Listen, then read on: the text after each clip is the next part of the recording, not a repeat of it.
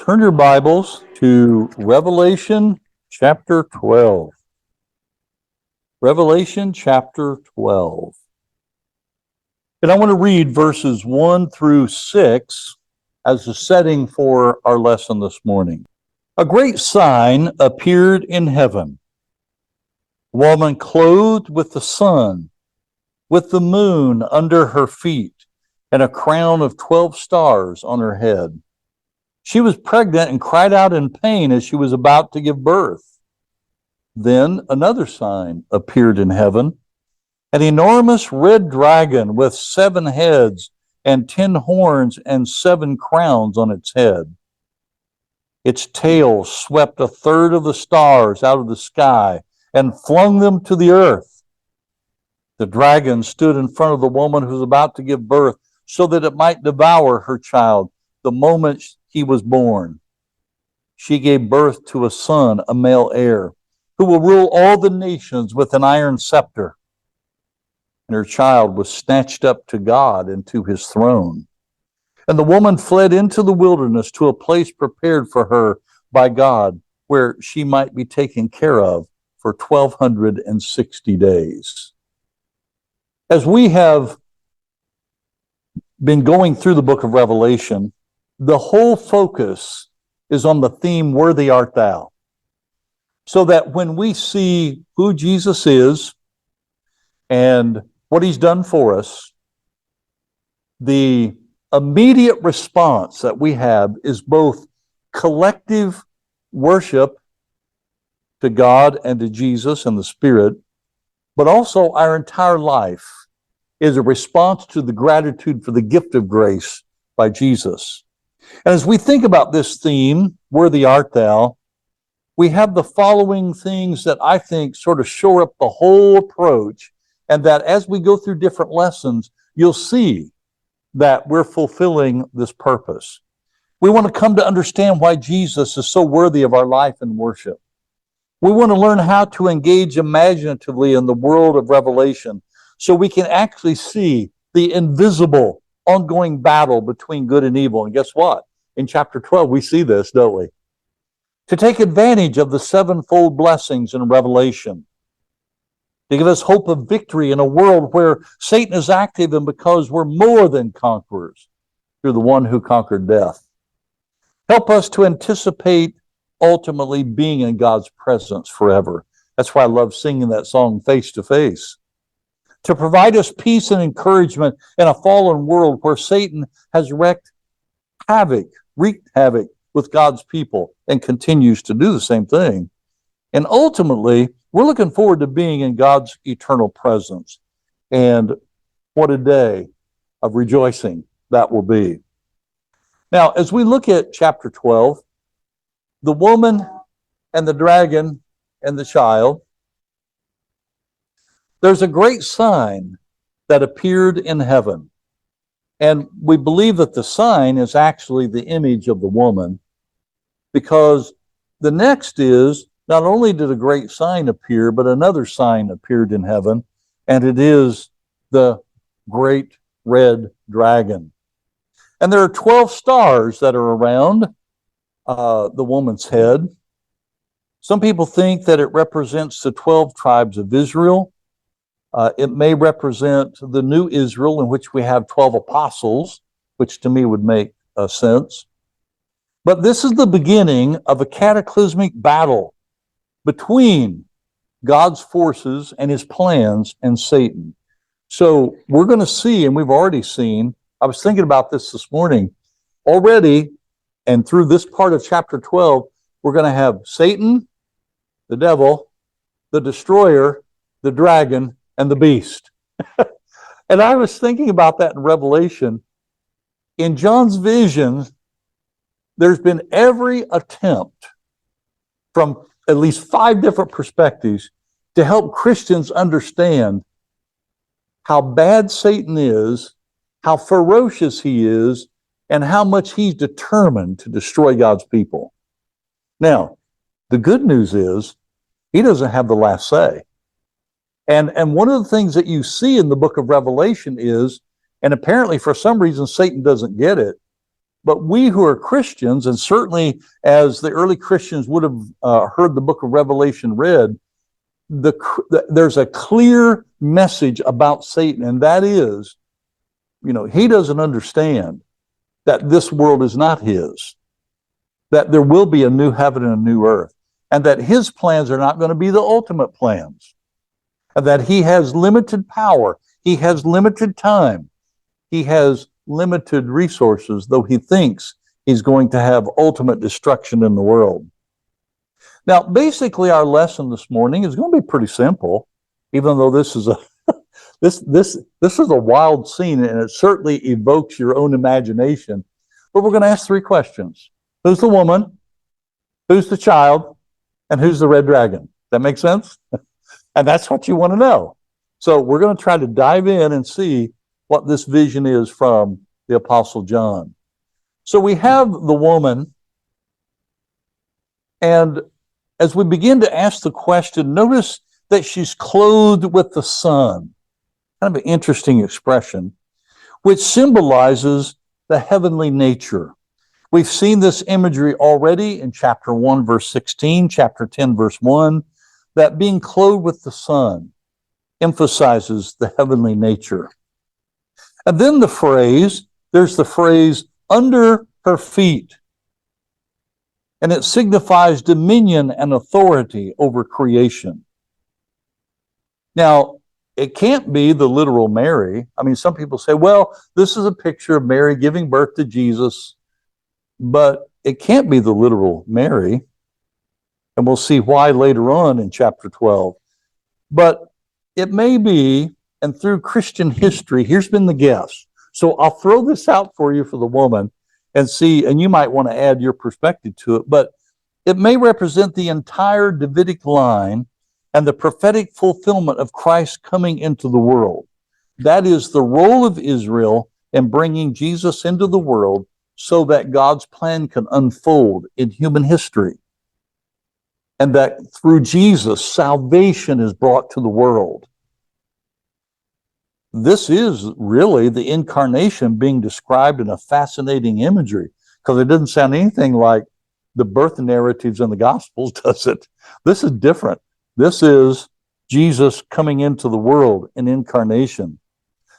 There's an interesting episode in Joseph in Genesis 37, where he had a dream, and with the sun and the moon in his dream, notice what he said.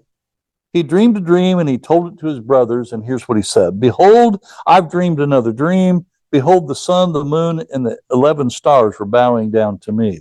Well, they didn't like that, because what they felt like was he was just trying to say, you all are going to bow down to me. I'm bigger than you. And that was part of his demise, at least in their eyes.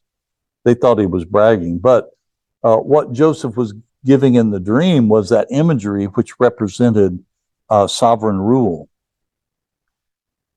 We need to remember that these early Christians saw themselves as part of the new Israel. So all through the book of Revelation, especially for the Jewish Christians, I'm not quite sure how long it would have taken for the Gentile Christians to catch on to this Old Testament imagery. But think of things like the 144,000, the 12 elders, all of this being Old Testament background. This represented the crucial continuity between the old and the new. Listen to how Paul talks about this in Romans chapter 2, 28 and 29. For no one is a Jew who is merely one outwardly, nor is circumcision outward and physical. Now, I just can't imagine how some of the Jews received that message, because that's exactly what they thought. Here's what he says. But a Jew is one inwardly, and circumcision is a matter of the heart, by the Spirit, not by letter.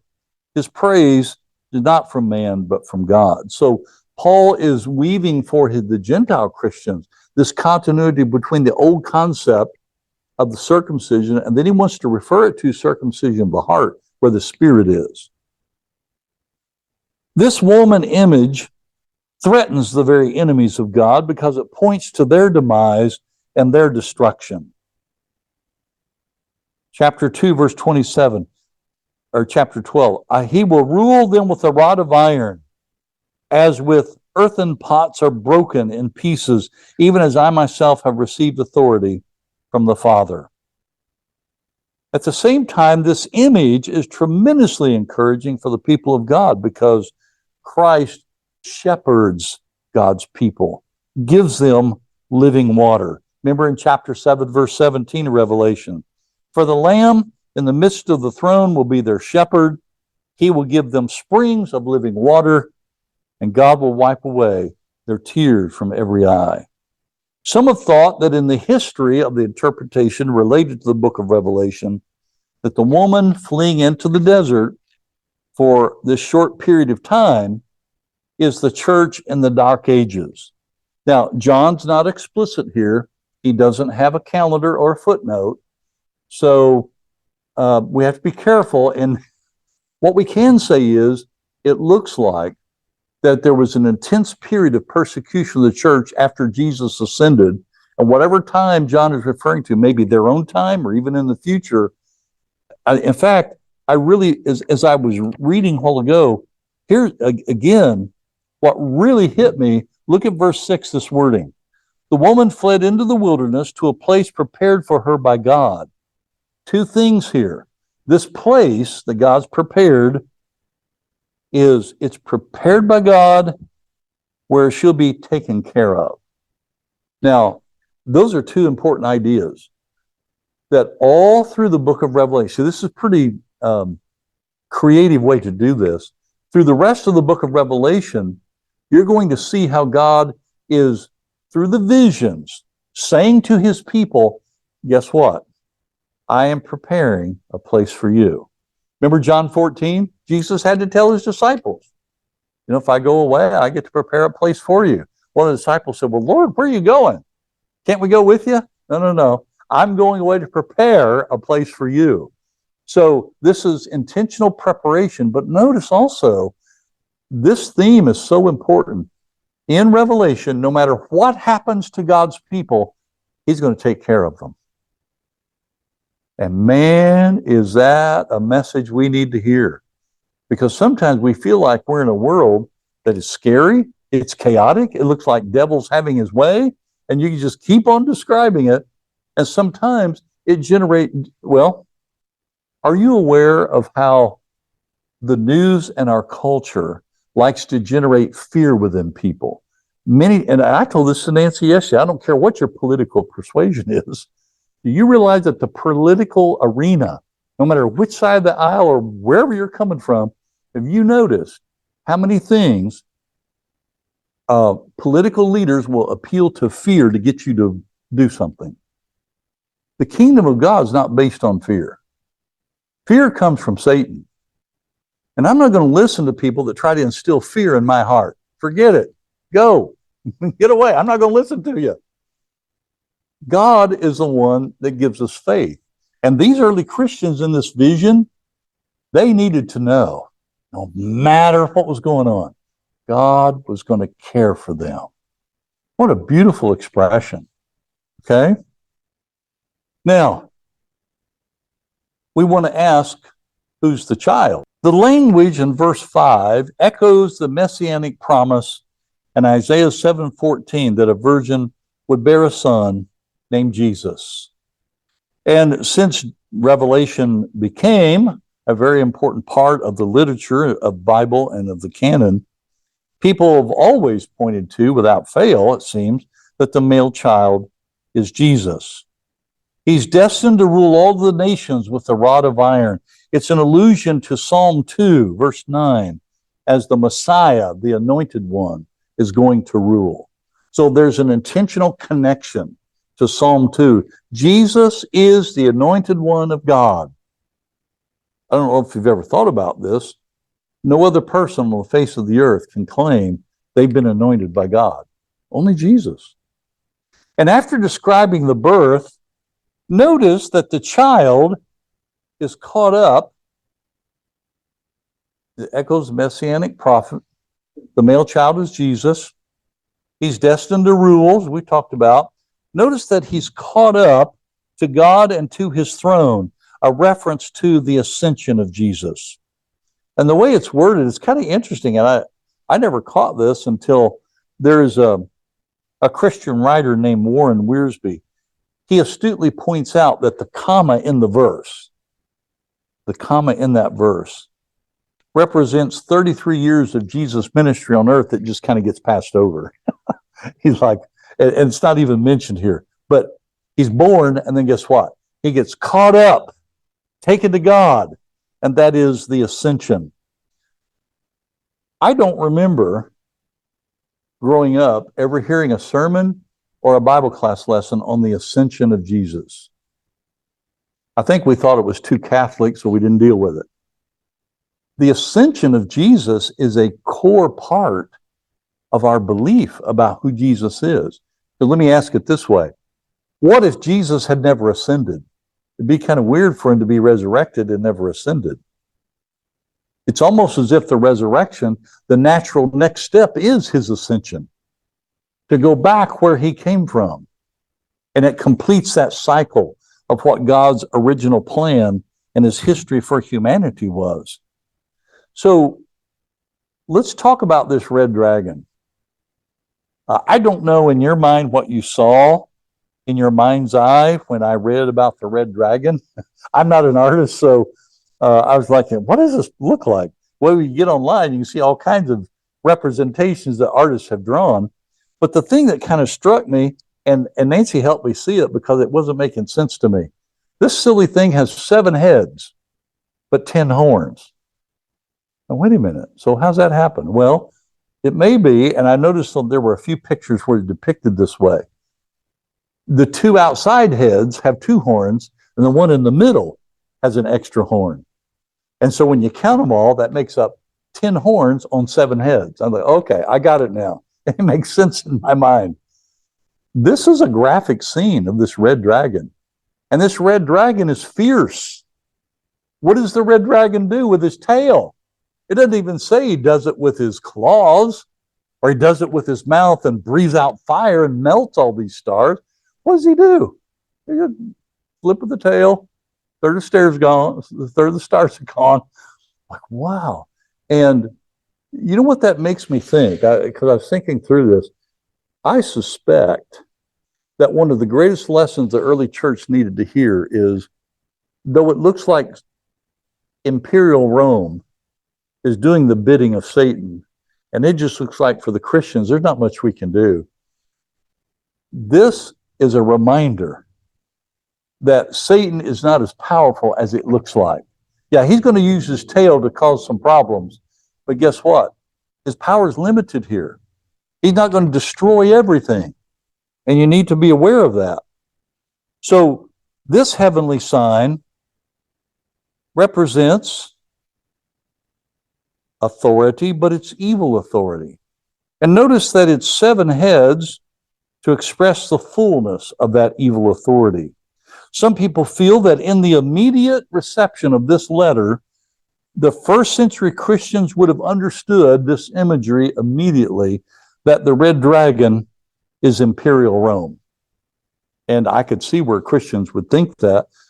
But the reason that it's red is because it represents the blood and violence that certainly went through everything with imperial Rome. And there's a book, if you've ever seen it or want to read it, on the Roman Caesars. One thing that you'll find out if you take the time just to read the historical narrative of the Roman Caesars, they were a bloody lot of people. They were in power by blood and violence all the time. They didn't have the elections that we have. Even though ours don't seem to be that smooth sometimes.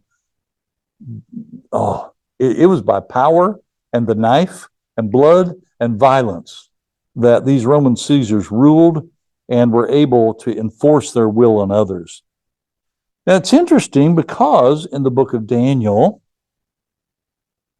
there's an imagery in his vision in Daniel 7, verse 7, where there's a beast, and this beast is understood to represent the growing Roman Empire and how it was interpreted. And in fact, in the Jewish literature, in the Jewish Apocrypha around 100 AD, they took the imagery or the beast in Daniel as being the Roman Empire. So both both the Jewish groups and the Christian groups saw this as the Roman Empire. The dragon's earthly representatives, they're going to be introduced shortly. Chapter 13, verse 1, we're going to see a beast that comes out of the sea. And again, you might want to read that ahead of time and in your mind, think of what that beast might look like. And then there's a great prostitute. And likewise, there's 10 horns, and it represents the great satanic demonic power. But 10 in the book of Revelation, remember we had in our first lesson what numbers represent. Well, in the book of Revelation, every time a 10 comes up, it's connected to someone that's either an enemy or an opponent of God. Always, which is fascinating. Here we have the first parody of what may be called the unholy trinity.